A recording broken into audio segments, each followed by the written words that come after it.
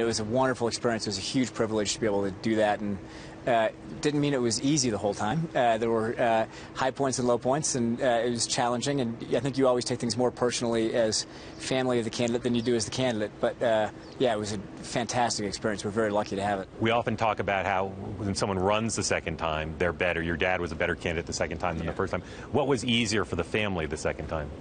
I'm not sure there was anything. The first time you run, it was kind of exciting, and people talked to you. I remember people came and talked to us about it. You're going to go through this thing called the freak show. We didn't know what that meant, and we were excited about it. And then by the end of it, we were a little less excited about the freak show. Yeah. But then the second time through, you knew right from the start what it was going to be, and so you're geared up a little bit more for nothing you learned from the first time that you were able to apply the second time? Well, yeah, you just, I think, thicker skin. So as a result, you weren't quite as let down because you know this is what it's going to be, and you know it's part of the process, and you just develop a little bit thicker skin. Right. So this cycle, 16 candidates. Some of them have kids. I thought there were a lot more than 16. Is it only 16? It's a rough. I'm rounding to the closest 16. Some of them have kids who are a little bit older. Most of them are somewhat younger than you, but still adults.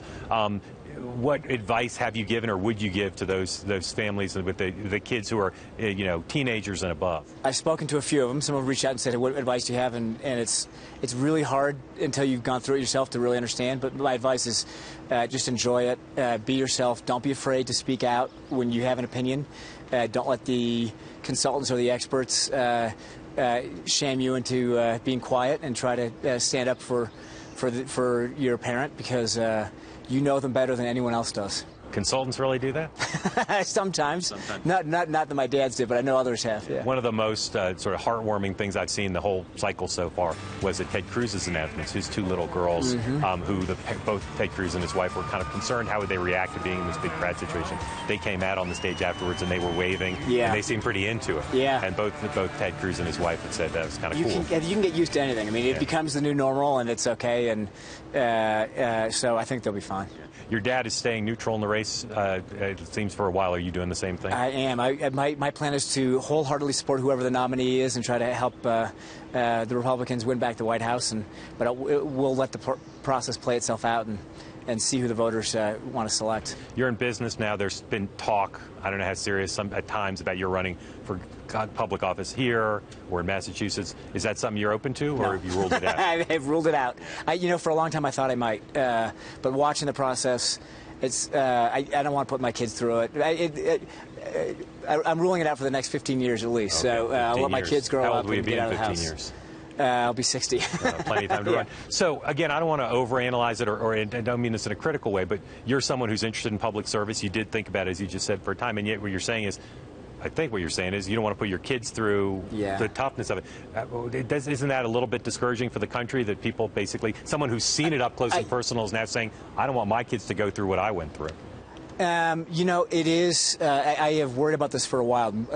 There are a lot of really good people who I would love to see run for office, and who don't want to do it. And I don't know what the answer is, how to change that, but it is certainly a problem.